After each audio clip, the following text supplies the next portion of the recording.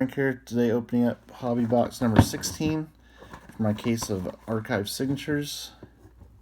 I'm getting down to like the last few boxes here. Got my case from Blowout Cards. I've bought quite a few of these, and I've only gotten one card that I've already had before, so it was a pretty good investment in a case. Alright, let's see what this one is. Alright.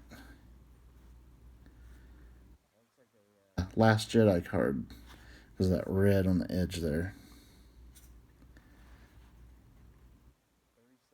Of 85. Paul Casey, Kai Ternali. I actually do have this one, so this is only the second one out of all this whole case that I actually have one of this, so I can definitely use that one for trading. Alright, stay tuned for more videos.